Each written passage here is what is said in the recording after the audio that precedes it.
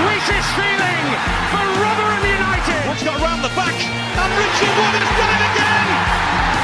It's done. It's Georgie Kelly. Do me a favour, drop me off in Rotherham.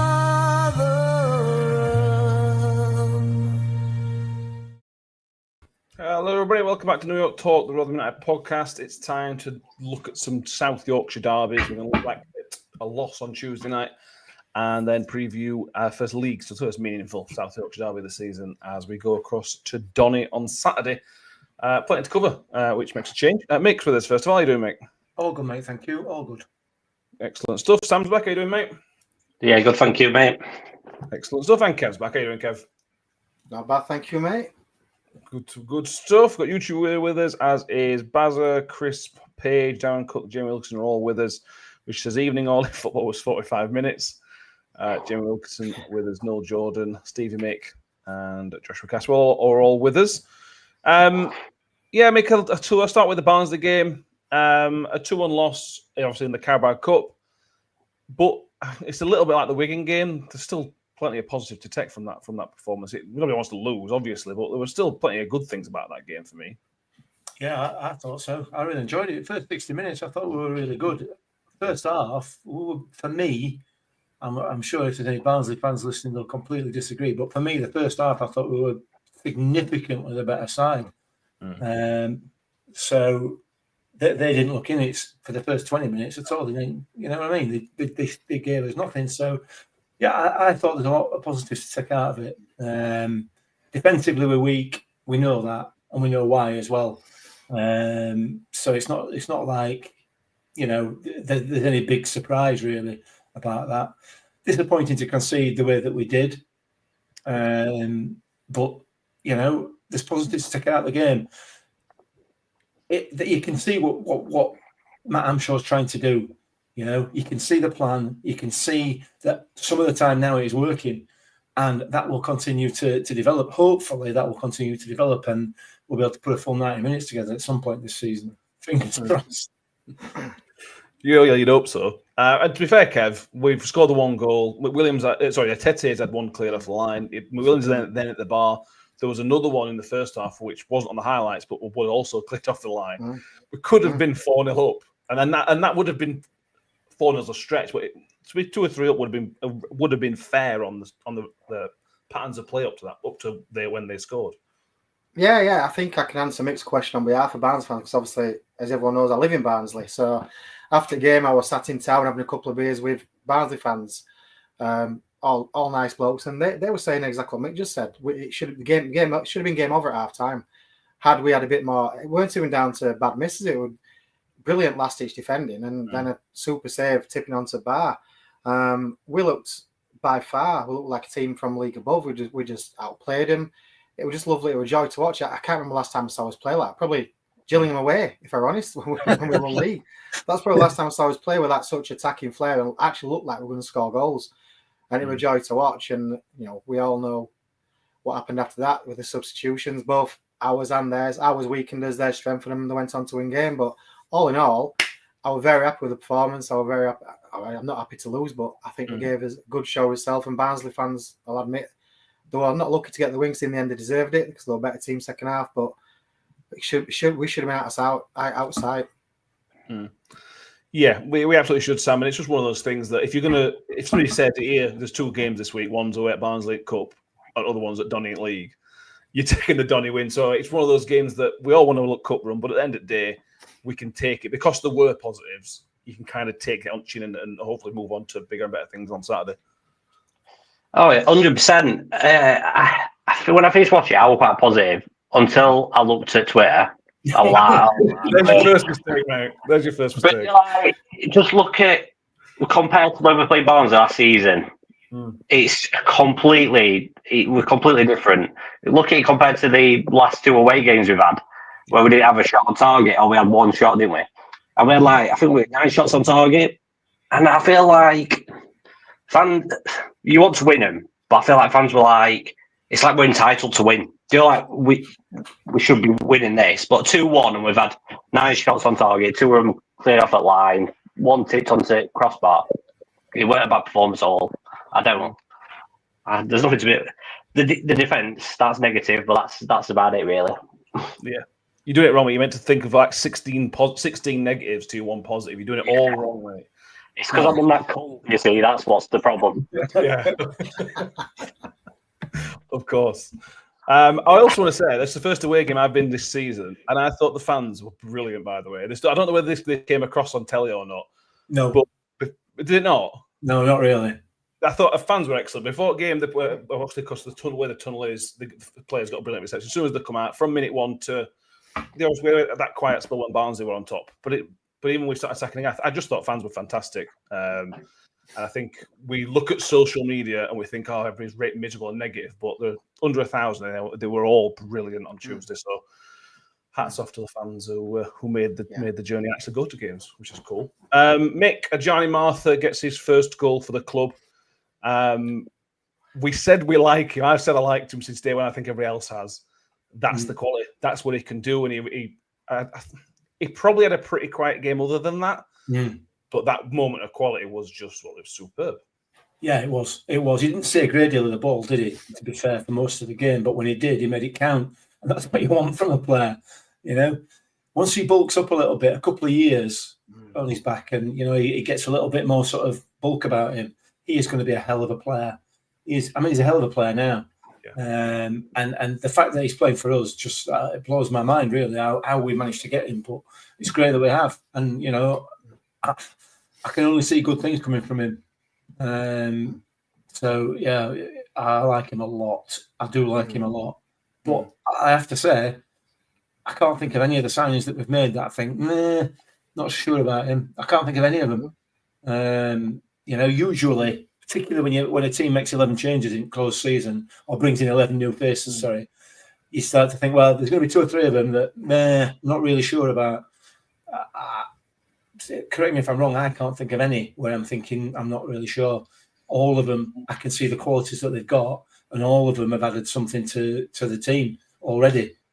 Yeah, well, we've said on previous shows that the problem isn't necessarily the ones who we've brought in. The problem's been the older class kind of thing. We'll obviously come on to squad issues, but yeah. Josh Cash will say a Chio-esque goal. Jamie Wilkinson doesn't need to bulk up if they can't touch him. And there is a little bit. It's early days, Kev. It's very early days, but there is a bit of Chio about him. Left-footed Chio, obviously. He's got that pace. He's got that bit of skill. He's got that bravery to take on a man, which we've been desperate for a couple of years. He does need to develop. He needs to find a way to get more involved in the game than he has done. But that was the first sign that we gone, oh my God, well, okay, this kid definitely got it. Whereas previously we were saying maybe he has. He's definitely got some of that. That's proved it. Proved the point, really, hasn't it? Definitely, and I think we saw it first glimpse of the Northampton away game. We brought him on. Northampton? Stevenage away game. Yeah. We brought him on. He just looks like you just said, he's got a little bit extra what no one else has got. And yeah, it does remind me a bit about Chio. If anything, I'd probably say he's probably got a better shot than Chio. Chio didn't score many goals or cut in and shoot. He crossed. He got down to the byline and crossed in. You can tell he actually wants to have a shot and he's not scared to shoot. He did it a couple of times more in the first half where his shot was blocked off. He's a joy to watch, and he was the one I think I've done a piece with Donny in their program this weekend, and he's the one I think he started at half the questions. Who's your star man? Who's your star signing? Who's going to be? And it's him. And I agree with Mick though. There's apart from Benson who was injured, which is unfortunate. Everybody who is signed, I think you've got to. I was a critic last year of Rob Scott and the recruitment, but hats off to him. He's all the players he signed. Like we all keep saying, we know it's a project and it's going to rebuild. But everybody who signed is exciting, and they get us. They can play our way, and they're all potential on 3-year deals, which is only good for the club. Which means we can sell them for 10 bob and a conker when the contract's about to run out. So it's all good, isn't it? Exactly. Who would have thought that if you take the leash off Rob Scott, he's going to come up with some decent players? Who knew? Yeah. Sack him. You are. Sack him. Scott Kent says Martha needs to play right wing or left wing. Don't ruin him at wing back. And I disagree with that, Sam, because we played Chio at right wing back for 2 years, 3 years, and it's an underrated. It's an incredibly difficult position to play in, obviously, because a lot of players can't do it. But I think a wing back is perfect for Martha because I don't think he's bad defensively. He didn't get hung out to dry all defensively on Tuesday, but it also allows him that freedom to get forward and use that energy and use that aggression. I think left wing back's perfect for Martha. Yeah, watching against Barnsley, he were covering both. There were now he was staying up, and there were now he couldn't get up enough. Yeah, it fits him well. It's just his strength. I think that's just going to be the main factor in it. With defensive, but that'll come when he bulks up. I can't remember who played right wing back on the other side. Coletta. Yeah. When you compare the two, Coletta's good, but I think his crossing's nowhere near as good as the left-hand side. I think that's something he needs to work on. Yeah, I thought it was really quiet. I thought it was really good on Saturday, Coletta against Wigan. I thought he was really quiet on Tuesday. But he's 20-year-old. They're all going to have quiet games, aren't they, to be fair? We'll cover all the goals before I come individual performances, Mick. But Barnsley then equalise on whenever it was, about the hour mark. It's offside. I've watched it back, and I'm sure he's a yard or two offside. So we can sit here and blame Raggett if we want, and I'm going to come to his defence later on. But he's offside. So surely any blame to Raggett's gone because Lino's going to put flag up. I mean, if you want to be really, really harsh, he played at whistle, blah, de blah, you know. But yeah, I mean, he is offside. I thought that at the time, watching it on TV, he was clearly offside. But, you know, it's not given. Has he got to do better, Raggett? Listen, it's a really good goal. He's taken it really, really well. And I think I'm not going to criticise Raggett for that. I'm not. You know, you can if you want, but for me, I think it's a great cross and he's taking it really well. But then you've got a yard start on him because he's offside. So, you know, he's going to be able to have that time to put it in back at net. So a good goal for me, albeit offside, and I don't blame Raggett there. Fair enough. Personally, that's me. I'm not, you know, I'm not saying it's not his fault. I'm just saying I don't think it is. I just want to clarify. Just me. I just keep clarifying that because I'm not saying it's a fact. Fair enough. What's your view on it, Kev? Because he came in for a lot of stick, Raggett, on Tuesday, which I think is fair. I think he did all right. What's your view on him? I think the stick's justified. If I'm honest, I've said it for a couple of games now. He looks. I love Sean Raggett, and I think it's similar. It's like the old with Steve Evans coming back. When he were here first time, he was unbelievable defender, and I just think, like us all, time's caught up with him, and I just think he's struggling at this level. He's clearly got a few injuries, got a few knee issues. He looks a bit stiff than they were before. He don't look the same player. I just think he's struggling. But I watched him first half actually, and he gave Keely Dunn a right. Keely Dunn must have known him in a game. Every time Keely Dunn, even when he weren't on ball, Raggett were up his ass, nudging him off ball, pulling him back, spinning round, and I like that. But is that because he knew if Keely Dunn spun him, he were gone and he weren't catching him? So I think with the goal, he were offside, looking back in slow-mo, but it was still too far away from him for me. And I really do like him. I just don't see how he can get his fitness back. For me, it's not match fitness. It's just age. It's caught up with him, and which is a real shame because we all know Sean Raggett has been an absolutely brilliant footballer. He still has probably got it in him, but is it League One level? I just don't think it is anymore, sadly, it is really sad to say because I do like him. Yeah, I think it was. I don't think it was that bad. Like you said, I think for the most part he did well. It's just the mistake against Stevenage. It was a very similar goal to concede. He's let the man get across him, Sam. But if you flag it to the other side, is as soon as Raggett went off and Mick Williams, we looked a completely different team. We had no physicality. We had nobody to get up the defenders, like Kev's saying. So at the minute, although he's not perfect, we've got to have him. He's all we've got, kind of thing, in terms of, as the RUFC puts it, as a beast. Yeah, I'm not a big fan. I'm not of him. When I saw him in the starting lineup, I'm thinking there's no one else to go there, I suppose. So he's got to play. But yeah, I think he played well. And then you noticed it as soon as he went off. That were it then, because you had Rafferty, Denzel Hall, and Reece James, weren't it? It's about three. Yeah. So there's no height whatsoever in there. No. And Rafferty and James aren't young either now, so you haven't got youth there either. It was just, but you can see why it's taking him off, because you've got Donny and Marins. You're damned if you do, you're damned if you don't at the minute, because you take players off. But if they would have stayed on, if Rango would have got injured, or if Tete got injured, then they would all be calling for Hammy's head, wouldn't they? So you can't take them off. He'd still get stick, so he can't win. No, he definitely can't. He knows that, to be fair. Kev Hutz, has he had 6 months out? Agree, Kev, really difficult to get back to where you were at that age. Yeah, absolutely. It's going to take him, if he can get there, it's going to take him a while, which is frustrating. And I agree with somebody else who put Lenny. Jimmy Wilson says, I reckon if Agbear will be out, if he hadn't got injured, absolutely. There's a good chance Raggett wouldn't even been playing if Lenny was fit. So, Mick, you were the one that's been sort of kindest on Raggett there. I did not see that coming, to be honest with you. Listen, I'm the same as Kev. You know, I know what a quality player he's been. You know, there's no doubt about that. And he's a good, proper, old-fashioned centre half. But the problem is, I don't want to be nasty about it, but he turns like an oil tanker. You know, and his positional sense at the moment is just not there.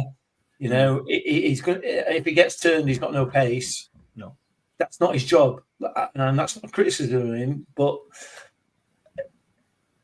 yeah, I'm sorry. I don't think he's up to the job. Unfortunately, whether it is age or what it is, whether it's injury, a combination of everything, but we've got nobody else, so you know we've got to get behind him. I guess. Yeah. Well, we'll see. There's rumours that somebody's put in the comments. We're with that guy from Dan Scar from Rex, and we'll kind of see what happens with that. That was rumoured Tuesday, and then he was going to Plymouth yesterday, and now he's coming to us today. So we'll kind of wait what happens with him and a couple of others, because there's not much we can get into it until we know. But Mick, staying with you on the second goal, it was a bit of a mess. But this comes from this thing we've been stuck with for 2 years of when we concede, right, we've lost game. Well, we don't know what to do with ourselves. There's no composure around the entire club at the minute when things go against us. And how many goals do teams concede a year? 50 goals a year, whatever it's going to be. We need to get better at that. You accept, right, we're going to concede goals, but don't worry about it too much because you can go again and we can build again. And after they scored 2, we did nearly score again. We've got to get better. And you could just see kind of the head loss of the entire team after they scored a goal, I thought. Yeah, I think you're probably right. But I don't think it lasted very long. Like you said, we got back into the swing of it and we got on with it. So that's going to take time to disappear. You know, it's going to take time to disappear. Because even though players have not been at the club for very long, or a lot of them haven't been at the club for very long, they know the history of what's been happening here.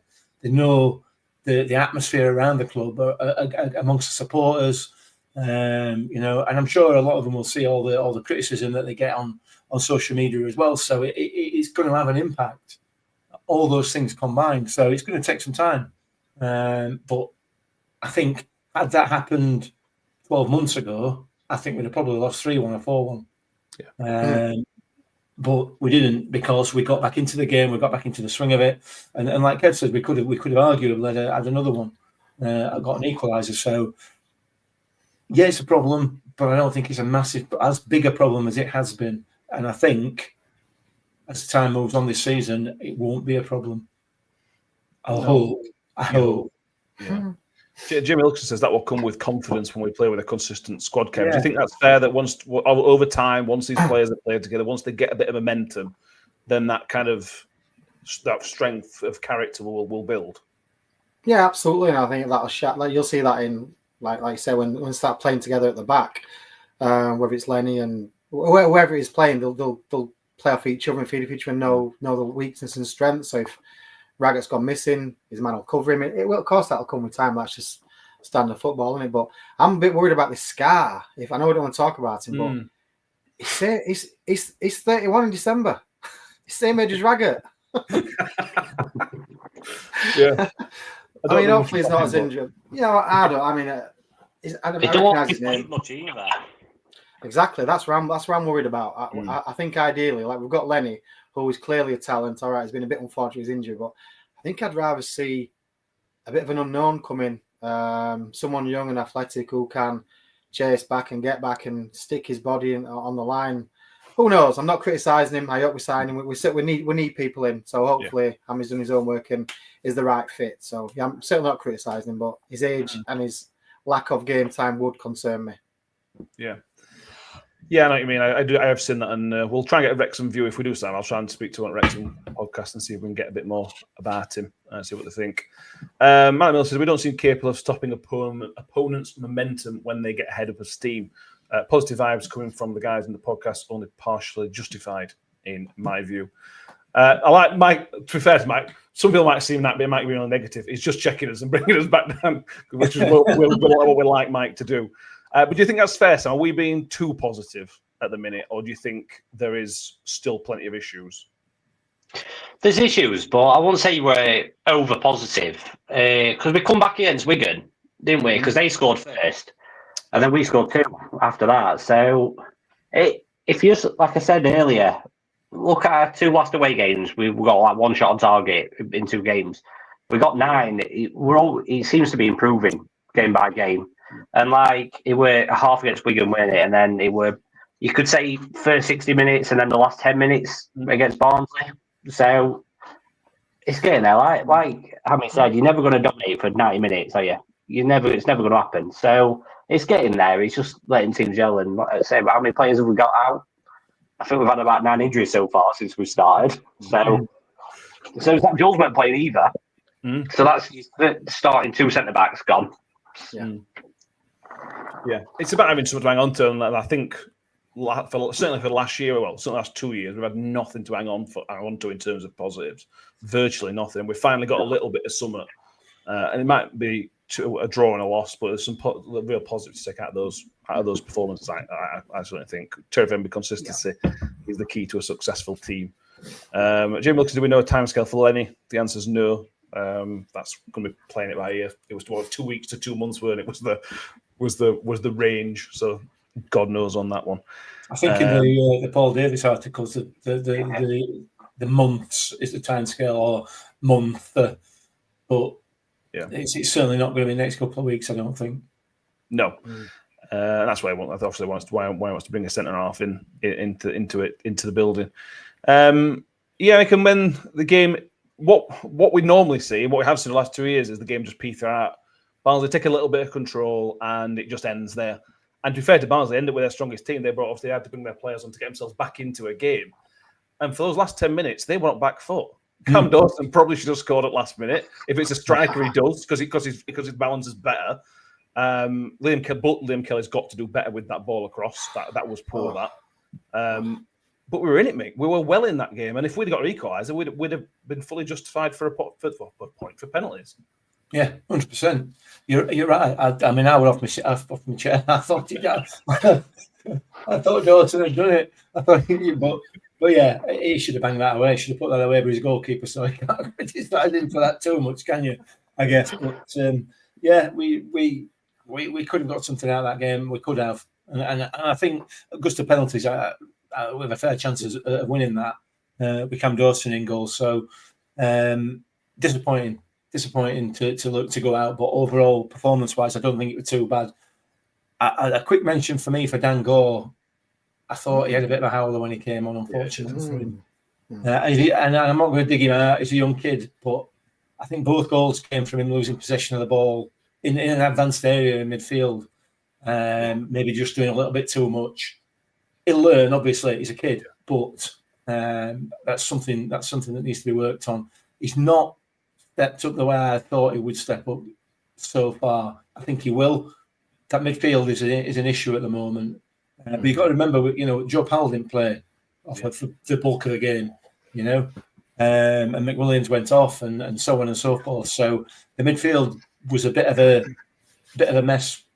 Mess is a bit too strong a word, but yeah, I thought he had a bit of a howler. Did a little down on Tuesday. Hopefully he'll be up for it on Saturday. Yeah, we assume so. Matt says, watch the game on Sky Sports Plus. I'm frustrated with the pronunciation. I've seen a few people. Huggle. Listen, the bloke works for Sky Sports, right?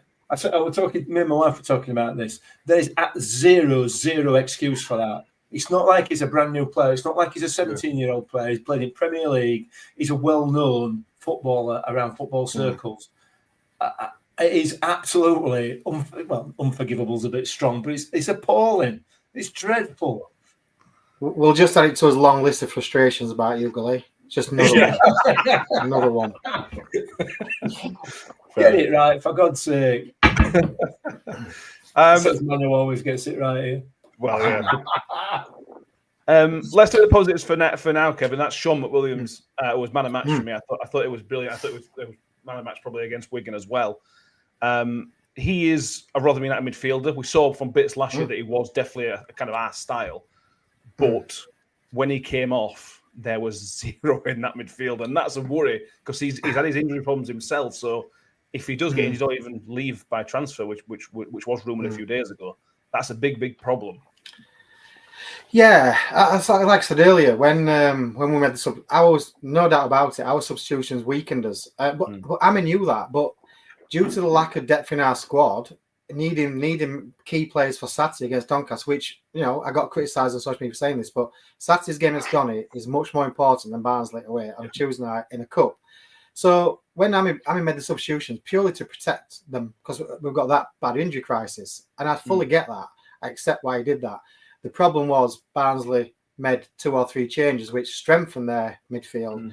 And we're talking about their midfield. I thought someone made in the comments about Dangor and Powell starters. I completely agree. Dangor's a confidence player. I don't think he'll like coming on a Tuesday night, on a cold Tuesday night at Barnsley. I think he'll prefer to start a game. But I also thought the Barnsley number 7, Vickers on loan from Brighton, was outstanding. He was man of match. He was absolutely unbelievable. And I actually think McWilliams had a great game and against Wigan, but my man of match for both games has been Denzel Hall. I think he's been something else. For a young lad, he's not put a foot wrong. He gets stuck in. You can tell his players out with his sleeve as well. So he for me, has been the man of match last 2 games. Hall, I think, has been outstanding. Yeah, I completely agree. Hall's my new favourite at the minute. I think it's somebody put the comments earlier. Josh Caswell says Hall's been the standout signing so far. I think that's absolutely fair. Let's talk about some of the older players, Sam, which have come under fire. Let's start with Jordan Hugill, who I don't think he was that bad on Tuesday. Now, I'm not saying he's good, and I'm not saying he is a good player, but he won plenty of flick-ons. The problem is, he just doesn't suit our style of play. Nothing he does suits what Hamshaw's trying to do, and I feel a bit sorry for him because he is trying to get around the pitch. He's trying to make things happen. He just can't at the minute, and it's just frustrating to watch. You've got me hard this one, haven't you? See, I don't mind him. I won't give him stick really. But the one thing that you don't help yourself with is stupid fouls. Oh yeah. Every time in the box or something, he's constantly like grabbing hold of him, and then he sticks his arms up, wondering why they're doing it. And we could be doing so much more, but instead he's deciding to have a scrap with somebody or like pulling somebody. That's my main criticism, because we thought he held it up well, but then Tete's come in. Yeah, he's a completely different animal, isn't he? In every way. So he's not got that now. He's obviously not got pace. He's getting older, isn't he? So I don't know where he fits in. I was watching the Tete's interview pre-Donny one, and he said everyone's got something different. I'm thinking which is right, but at the same time, Tete is basically a better Hugill, isn't he, at the minute? Yeah. More informed Hugill. So yeah, I don't know where he goes from here, to be honest. No, I don't know. I think he's going to start. Against Donny. Yeah, I reckon so. He started everyone, hasn't he? Has he? He's not been. I think so. Yeah. He can't start. I wouldn't start him, but I think he will. Can't. We'll come on to it. Scott Kent says Kev's face when Matt said Hugill wasn't bad. I mean, Joe, I do like, honestly, there's another one I really like as person. Nice bloke. I had a good chat with him when we were in Albufeira. I was taking piss out of him because he's saying he's going to get 20 goals, and took me 20 minutes to stop laughing just to say, mate, you're not going to get 20 goals. There's more chance of me getting 20. And I do really like him, and I agree with what everyone's saying. We just need to play to his strengths. He needs to be playing in a front three. Yeah. He is. If the ball goes into box, he does find them positions and he wins headers for some reason. He wins headers in 6-yard box. Anywhere else on pitch, he just ducks down and gets a free kick, and that's what frustrates most Barnsley fans after game in Brammer's in town. every single Barnsley fan mentioned Hugill rather than their own team. They were saying how frustrating must it be to watch that every week. Says, and that's sadly that's what it is, and that's what we're all talking about. I'd love it and nothing better when if he. But again, I agree with what you're saying. We're not playing to his strengths. We need. I'd love to see Nombe, Tete, and Hugill up front, and Hugill just feeding off them and picking up the scraps and all that, because that's what he's good at. At the minute, we're using him as a target man, and it's just not working. Absolutely not. And I do feel. I agree with you, Matt. I feel a bit sorry for him. Yeah, we can't start Matt says, I can't see the point of Hugill on this side, frankly. He doesn't have a positive influence on the side, and my man put the brakes on when we attack wrong system for him. Yeah, and it's difficult. I think he is a positive influence for the squad. If you talk to anybody that's been around Hugill as a player, I think he is a good guy to have around, because I think he's got experience, and you could see on Saturday with Sheriff, he was constantly looking to Hugill, and they were constantly talking, and Hugill was kind of talking Sheriff through his debut, and that was really, really good. Having said that, I agree completely with Mike's first part and what Kev's just said. He just don't fit into what Amshaw's trying to do. Yeah. But having said that, let's be right. If Matt Amshaw had his way, Hugill wouldn't be here, would he? So he's just dealing with what he's been dealt. He is, yeah. And you can't change the style of the style he wants to play just to accommodate one striker. So that unfortunately for Jordan Hugill, that's he's going to have to adapt his style of play. And I think he is trying to do that. You know, he's trying to get involved in the press. Unfortunately, he's not got the legs. He's not got the pace for that. And we're just not getting as many balls into the box as even I think Hamshaw would like. I expected the sort of Paul Warren bombardment to the box with crosses, and we've not had that yet. Whether that's going to come later down the line, I don't know. And if it does, then Jordan Hugill will be a massive part of this team, because he will score some goals. But I do agree with Mike. It's the issue is hold-up play is his issue, because when he does hold the ball up, it just takes all the pace out of any attack, because he holds on to it too long, and more often than not, ends up losing possession or backing himself into a corner and letting the defence get back. So I agree with what people have said. Unfortunately for Hugill at the moment, Tete is a better version. Yeah, it completely is. And there's something else about Tete. All this slaver on social media from Bolton and Cardiff fans. What on earth are they talking about? Have we really had so little in attack for the last 5-6 years that all of a sudden this looks good when to everybody else it's terrible? Bizarre, isn't it? It's bizarre. Yeah, it does look Ronaldo to a Johnson Clark Harris, doesn't it? To be fair, you know what I mean? Well, yeah. So do I, though, mate. Sean H says Hamshaw has his own strikers now, so play him. He doesn't need to play him. I don't think we'll see him now. He's got Sheriff in. I think that'll make a big difference going forward. Injuries permitting. On there. Anything else from the Barnsley game we want to mention before we start looking forward? No. Excellent news. Right, we're just going to tick this off. Ian Bradley says Rotherham United's social media policy. Discuss it because it'll affect you guys. What is it? What is this? So the club have put something out today where they say that if people contravene I'll read these things out in a second, then they will start blocking people and where appropriate report them to the police. On social media policy. Yeah. So it says, I'll just read this bit out, and then we'll go away. Anybody can say what they want. It says Rotherham United will monitor. Rotherham United will be monitoring supporter posts across various social media platforms. The club will take action against individuals or groups who produce or distribute social media posts that contravene the club's equality policy and our equality, diversion, and inclusive strategy. We will investigate all complaints or conduct directly involving the club if the posts or comments can be reasonably identified as originating from a supporter of the club, and if they're in the club's judgment. And it goes on to list a few bits.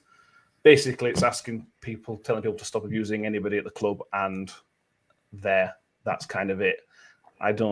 I don't have a. I've just blocked them. I've just blocked Rotherham United. They're not seeing my shit. I'm not risking that.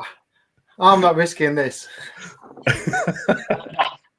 It's good job we didn't come into force last season. Yeah, probably. Yeah. I don't think it's. Go on, Kev. I was going to say I get to an extent if it's racial or you know, like threatening or something like that. But I guess we'd have to see. We'll have to see what kind of stuff gets flagged up. But for me, I mean, I'm not saying I want to say bad about a club, but surely it's your social media platform. You can say what you want as long as you're not overstepping the mark. And I guess that's what I'm looking at, really, someone who does. But how many occasions have you seen anybody overstep the mark? I mean, I see some shite spouts on there, but I won't say I've never seen anything enough to actually report it. Well, it's bizarre. I don't get it. I think the bottom line with this is that's exactly the point. You know, I don't think there is anything necessarily that's abusive or racist or homophobic or sexist or anything like that. It's just people, as it is now, people calling players crap or the manager crap or the. Well, that's an opinion, isn't it? You're entitled to say. I don't think any of that will come under the auspices of this. I think it's I don't think it's a big thing, and I don't think people should make a big thing out of it.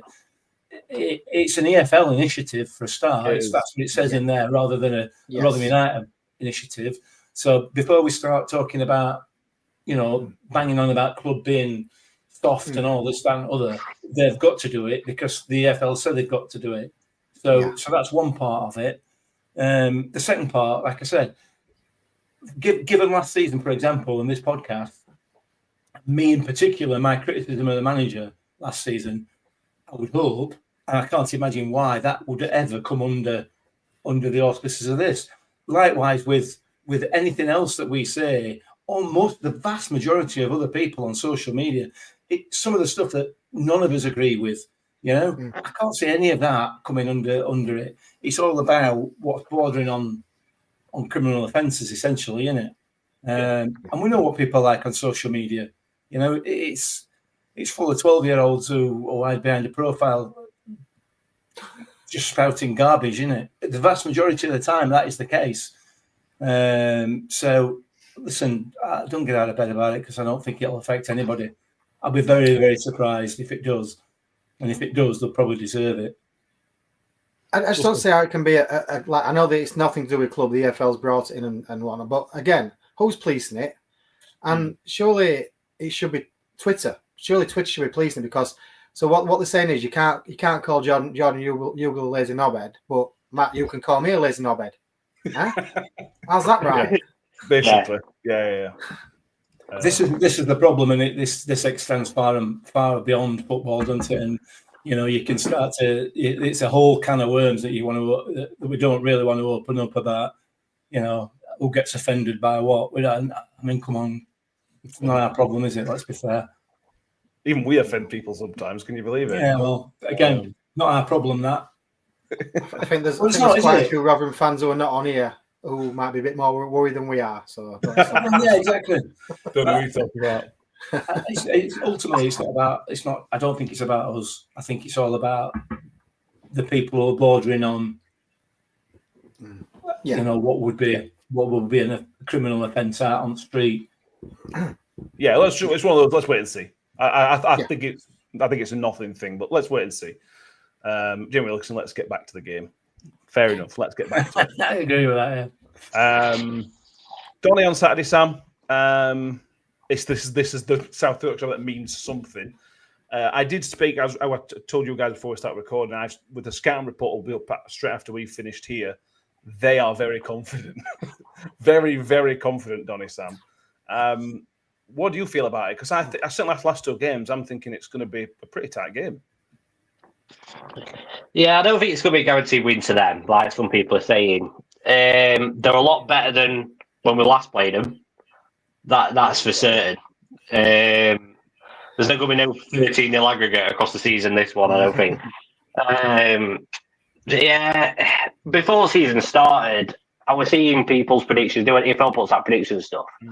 And like Bradford and Donny were straight in there like them two biggest Yorkshire teams in the league and stuff like that. So for that reason, I want us to win.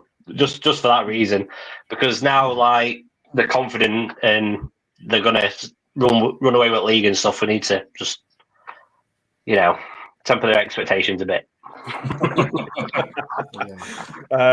Nicola says Woody will know them inside out, and that will probably be underplayed by us normally. I think that is a good point.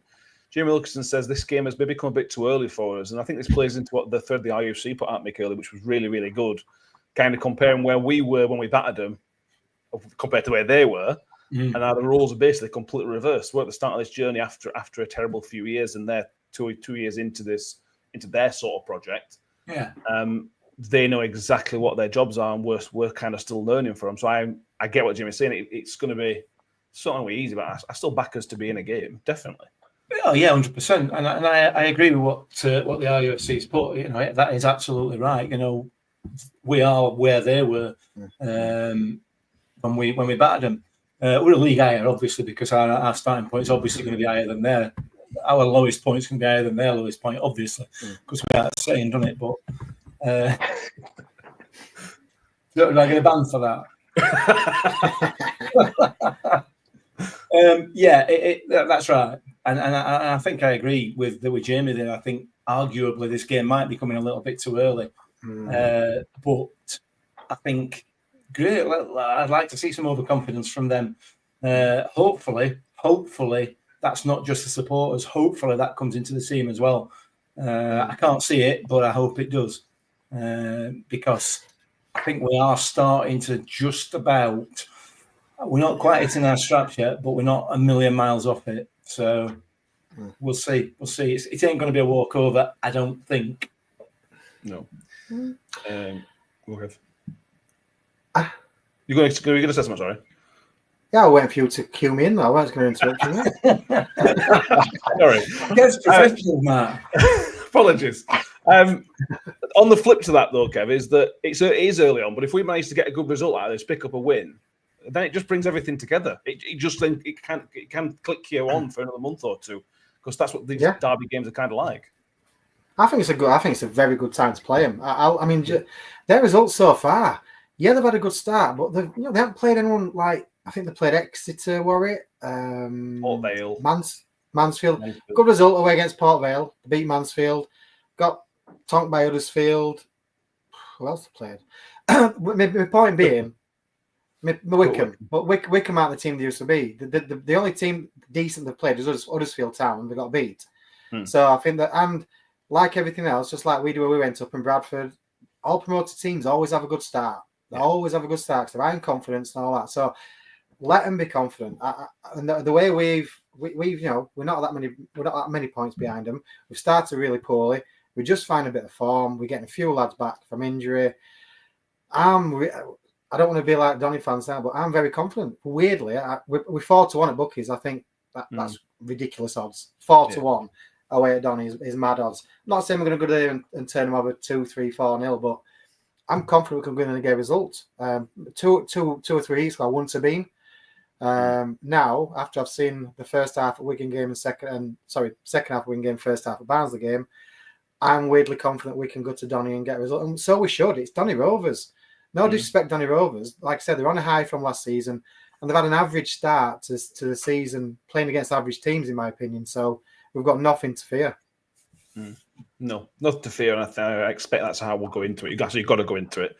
The way I was mentioned, we've got a really good record against Donny. 4 wins in a row. It's 15 goals without reply against Donny. The 13 in the last season, and then there were the last 2 goals when we beat them 3-2 in injury time, which was also hilarious as well. That was the same season when Kiefer Moore scored the last kick of the game, which again was obviously also hilarious. Let's talk about highlights of this fixture, Sam. It's difficult to look past the last season we played them, to be honest, in terms of highlights. That 5-0 in the league, particularly, was a really, really high point and one of the best derby day results I can remember, to be honest. Yeah, that were up there. But when we played them away and we scored it last minute to draw 1-1, was that Kiefer Moore, that one? Kiefer Moore, yeah. I remember It'd be sound out on limbs everywhere. They didn't react very well after Donny fans either. Yeah, I feel like when you're looking all over Twitter, everyone's treats like when we played Birmingham last season. They're like it's a guaranteed loss, and I don't understand where from. You know, they're nowhere near in the same bracket as Birmingham, so I don't get where it's coming from. Yeah, I took my son Oscar to Flamingo Land yesterday, right? And there were a group of lads, only about 13-year-old. And one of it, as soon as I got in queue, one of them went, "Oh, do you like football?" I'm like, "Yeah." I went, "Who do you support?" I said, "Rotherham United." He goes, "Oh, do you think you'll get relegated this season? We're Bradford fans." I'm like, "What on earth?" Like, expectation now from like, and I hope that filters out in the teams. They're like, that's how they respect us because we're going to catch a few teams out 100%, especially when we gel. Yeah. I agree. Completely agree. Matt Miller said we could string 2 good halves together rather than 45 minutes-ish. I'll be confident of getting a result, but we don't seem to be there yet. No, that's fair. Do you have any memories of this fixture? We've got, in general, a pretty good record against them, better than they've got against us, to be fair. Me? No. Okay. I don't remember. No. We've hardly ever played them, have we? Because we've always been we've always been a higher up division generally. It's unusual. Donny to us are like Barnsley. Us to Donny are like Barnsley are to us. You know, we're occasionally in the same league, but they're usually in league above us. Yeah, that's how it's been in my sort of memory. So I'm not trying to be smart. You know, it's only very occasionally we are in the same league. So I'm not got any particular memories. I enjoyed that Keeper Moore one, and I love the 157th minute penalty against them at New York Stadium and all. That were awesome. That's always great. Those kind of things in a derby are always good fun, aren't they? But I don't. To me, Donny are a bit like Barnsley. They're not really a local. They're local, but they're not a rival for me. Yeah. You know, I don't see enough of them, so I'm not that bothered. I think they hate us more than we hate them. Oh God, yeah, well, massively. Well, they've got nobody else, have they? Let's be fair. And I don't mean that. I'm not trying to be smart. You know, other way they've got Scunthorpe. That's it. And then they've got Grimsby. You know, they've got nobody else realistically. Yeah. So they're, unfortunately for them, they've had to plump for us, which, you know, is what it is, isn't it? It's probably the fixture I really, really dislike out of all. It's the one I appreciate Donny fans what they did for Woody's testimonial, turning out numbers and supporting Rovers as a club, for sending the team and all this. But it stops there. I don't like much about them. I hate the city. It's a city now, isn't it? I'm going to say town. I hate the city full stop. Like my son and all his mates, and normally in a way, I'm on train early and I'm going in boozers. I'm driving. I want to get there at 12:25, and I want to be out of there by 2:30. I can't stand the place, honestly. I can't stand it. Hello, any Donny fans? Hello. Is anyone in? Any Donny fans in? Probably. No, not now. They've gone now. Yeah, I remember when we beat Donny on New Year's Eve down at Millwall when they had the half-built stand, when Donny were like champions elect their chairman, and said Willie Williamson scored in like 90-something minute on New Year's Eve. That was we've had some good games against these in our favour. So yeah, let's move on to what we expect from set up and lineups. Kev, Scott Kent said I'll be more confident if we've got a new centre back and Hugo and Kelly don't start, but we just don't start. I can't see Hugo and Kelly starting for 1 minute, Kev.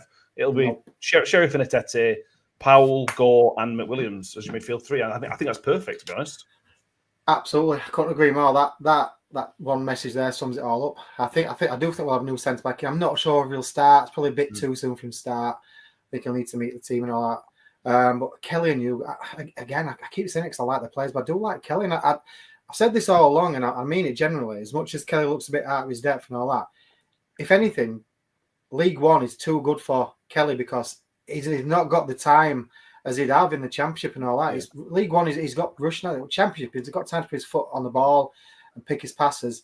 To me, it just seems well out of his depth, weirdly, because it's a lower league, but I think he's more of a Championship player suited to that style of play. Kelly Newell cannot start on Saturday. It's impossible. Hammy's got. It is impossible. He's got a chance to, put out the strongest starting 11, what's going to attack, down the wings, get some pace, get some attacking. And them two players are not that type of player. We just can't. Like you just said, Tete and Sharif all day long. Parma says Kelly is a good sub, and I think that's fair, Sam. You've got Kelly and Ugle.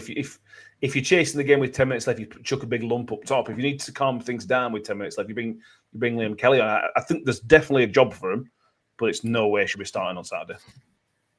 No, when I said it was starting, obviously I don't want them to, but they've started. I think they've started every game, haven't they? 100% with Kelly. So slow it down and composure, 100%, because he is good on the ball. I think Yearwood would be better suited because he was springing up everywhere, weren't he? Against Barnsley, he was springing up on wing and all sorts of places. Kelly can't really get to now. He's getting older. John Ugle as well. If you're winning and you're bringing John Ugle on with 20 minutes to go, I won't complain. If you can win your fouls, that is. If you're fouling them, it's not ideal. No.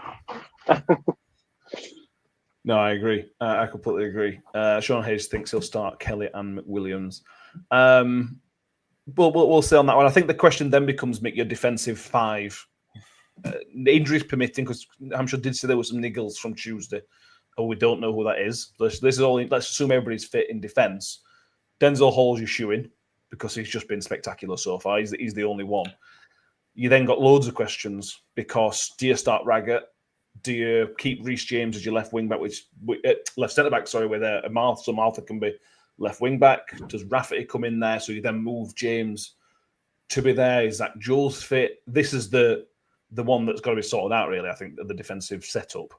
I think it's reasonably straightforward. For me, it would be reasonably straightforward. If Jules is fit, he comes in for James, and that's it. That's the only change. You think he'll start Martha then?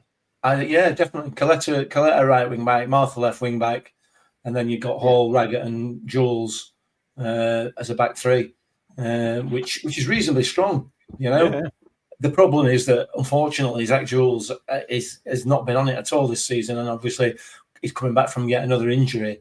So that you know whether he's going to be fit enough to start is another matter. If he's not, then it's Reece James.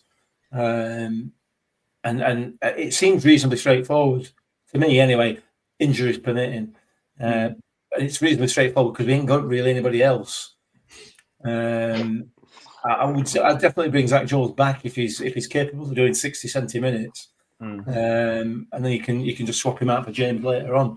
But yeah, I think you need that attacking presence down both wings. And I think, despite what's been said about Coletta, I like him a lot. I think he's a quality player, defensively and offensively. So I think that would be my. So where are you playing Coletta? Sorry, right wing back. What is that? A Hall? Yeah, I put Hall in that on the right side of the back three. Okay, fair enough. Because to be fair, I would argue that those two are interchangeable in that position. I think Coletta can quite easily drop into that position as well. So, you know, you've got kind of whichever way you want to play that. Put Hall out wide and Coletta as a right-sided centre back. Yeah. I think for me that's it's a strongish back five, back three. Not as strong as we would like if Lenny was in there, but that's how it is.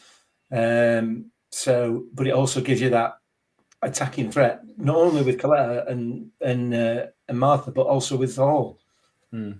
Yeah, I like that, Kev, but that requires Hamshaw to be quite brave because that's the potential for Martha to leave you open. There's a potential Coletta, a young player.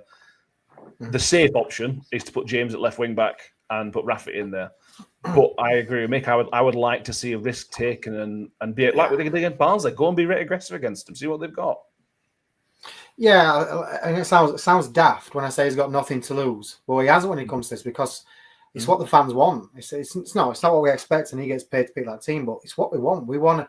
I'd rather go to Donny, and I'd rather absolutely play with everything, chuck everything at it, and lose rather than go and sit back with a shit boring attacking lineup and ball through and scrape a 0-0 or a 1-1 or a crap result. I'm not saying I want to. I'm not saying I'd rather lose, obviously, but do you know what I mean? I'd rather see them go there and give it a proper go. Give fans something to cheer. It gives a bit more hope, and I'd like just play that youth. Youth are gonna go for it. I think Donny and miss. I saw someone putting comments. I think you're right. Molyneux was injured. I believe he's out. So that's a big miss. He's a great player for them. So just go for it. Just go for it. Chuck everything at him. Don't sit back. Don't play anything. All out attack and let's have a go. Yeah, I agree. I hope the last 2 games have given him that confidence, because I thought the start against Wigan, I think he was too cautious. And then the second half, he kind of let the reins off a little bit, and the same at Barnsley the first half as well. So hopefully it pays off. Obviously, those front we hope, Sam, that it's going to be Sheriff and Etete that start up top. That's a lot of legs, but it's a lot of inexperience in a big game. So it's going to be important that those two step up. I thought Sheriff was excellent in his debut, but I thought it was quiet on Tuesday when he came on. But it's a big game for those two. Assuming those two do start, it's a big game for those two. First start together as well, it will be. Yeah, more so for Sheriff, I think. But do you know what? He's just a bit unpredictable, I think, isn't he? I think that's what gives him the edge. And it's really well when we got George Kelly in. It's that you don't know what he's going to do. He doesn't know what he's going to do until he does it. Tete, I'm confident with because do you know what shocked me? I were at the Port Vale match when he first come on. I thought, oh no, what have we got here? And then now looking at his footwork, I don't know how he's got the footwork for someone so tall, because he's quite nippy as well when he wants to. But he's got a bit of a temper, I've noticed. Did you see him against Barnsley? Yeah, like that. It's not going to be. I do like it, but against Donny, is he going to come back up? I don't know. But I'm not complaining with them two up front, not one bit. Just going back to the defence, I think Denzel Hall is going to be a bit like Hacks in terms of he could do a job in multiple positions. Like I thought right centre back suited him perfectly, but he'd probably be better on wing. But he like Hacks, he was probably the best centre attacking mid we had, but he also best centre back. He could do a job anywhere, I reckon. Yeah, I agree. I love Denzel Hall. He's going to be a top player this year. Ref watch is Elliot Bell, I think. Let me just check. So I've gone off my screen. Elliot Bell refereed 3 games last year. He did the 3-3 at Peterborough, the 3-0 home win against Northampton, and the 2-1 win at home to Blackpool, where he sent off their player for 2 yellows, I think. So I don't really remember anything from those. So he is your referee for Saturday. Saturday lunchtime. So we haven't lost under this with this ref. We're unbeaten. Under this ref. Yeah, so it might be our Keith Stroud. I'll have Bournemouth. Yeah, Bob be. Yeah. We'll have to ask him for him every week. Yeah. Mick, you weren't on the show last week. Do you want to talk about the referee from last week, or have you got it out of your system? It's Oliver Langford, isn't it? Yeah. That's it. Cool. I mean, yeah. Listen, the handballs. The handballs, I had no problem with him not giving them. I think they were handballs, but if he can't see him, he can't see him. He can't give them. Not a problem. He should be able to see him, or his line or should. But listen, that's how it is. It's fast moving. You don't get a replay. All that nonsense. I just need somebody from somewhere to explain to me how you can literally take a player's shirt completely off in the penalty area and it not be given. I have no understanding of that whatsoever. None at all. Because there are 4 officials, one of them has seen that. No doubt whatsoever. I mean, it's arguably as bad as the West Brom penalty decision. It's that obviously bad. You know? He's literally taken his shirt completely off. It's not just pulled it. You know, a player running out wing pulls the shirt, gets a booking for it. But he literally removed his shirt. I've never seen anything like it. I've genuinely never seen anything like it in my life. Are you sure that ref last week weren't called Bell? I'm sure everyone shouting referee your Bell. I'm sure they were shouting all game. Must have been the same ref. Yeah. James Wilkes tends to make before he goes to prison. Yeah. I don't think the PJMOL have got the same social media policy Yeah. yet. Yet. Yeah. Right. Well, hang on. Our web's ringing me. Just a minute. Let's move on to score predictions. So, Sam, you've got the last 2 score predictions correct, and you've got the result of all 4 games correct so far. You've got each time and draw. So you are on. I haven't done the score at the league table yet, but I'm certain you'll be close to top of the league, if not top of the league. So we'll start with you, mate. The pressure's on. Are you going to get 3 in a row? No pressure at all. I've changed my mind on this about 50 times during the podcast, knowing this were coming up. I'm going to go for a 1-1. I'm going for literally a repeat of that last-minute equaliser. Who's getting it? Atete. Hugo. Imagine Hugo getting a 97-minute equaliser. I think Atete is due one. After having that one cleared off, I think he's due one. Yeah, he is. I agree with that. Mick, you're the title holder. What's your prediction? Ultimate Human, thank you. It says on the belt. I've got it. I can prove it if you want. Yeah. I'm going to stick with being positive because I feel that it is starting to come. So 3-0 Barnsley. Barnsley? Yeah. Were they playing? No. 2-1 Rotherham. Okay. Fair enough. And Kev, what do you reckon? 2-0 Rotherham. Very confident, easy 2-0 win. And I'm going to go Sheriff both goals. I'm a big fan of that. This week, I've remembered to ask somebody else to get a prediction in because that's what I said I was going to do. So my wife has predicted the result this week, and she's sensibly predicted a 2-1 Rotherham win. So hopefully that does the job. Jamie Wilkinson says 2-2. YouTube says 3-1 to us, as does Darren Cook. Chris Wright says 2-1 to the Millers. Mike the Miller says 2-2. Joshua Caswell is our favourite listener at the minute. He says 7-0 to Rotherham. 13. There's a 13 there. Oh, Sean, sorry. I was short-lived that, Josh. Sorry, mate. It's Sean H is the new favourite, 13-0. There's still be people complaining why it's not 15-0. Yeah, exactly. It's just going to keep going up. Yeah. We have to stop quickly. Do you know what though? Considering we have had such a poorish start to the season, I love all this confidence. We are going into this game confident. We fought to an underdogs going into a local derby, and we're pretty much majority is a confident we're going to win. It's brilliant. Yeah, I agree. Richard says 2-0 win. If you killing Hugo start 3-0 defeat. Scott Kent says Hugo Kelly start 3-1, if not 1-0. Steve Mick says a 3-2 Millers last minute winner. We would take basically all of those. Any of those, I'll take them all. I think we're done. Is there anything else we want to mention? Donny game, Barnsley game, anything? I think we're done. Nope. No, I think we're all ready and waiting for another exciting local derby, aren't we? Yeah. Jamie Wilkes wants everybody to put a tenner on at 4-1. It'll not be 4-1 very long if you do. No, it won't. That's fair. So the scouting report, if you want to watch the scouting report, so that's from Rambling Rovers, a very confident Danny from Rambling Rovers. That's out now. So as soon as this episode finishes, you can stay on the channel, jump over and get the lowdown from those. Quick 8 to 10 minute jobby that is. We will then be back on Saturday at some point for the instant reaction. I don't know where we're going to do that. We might come home into safety of Rotherham to record that, to be honest.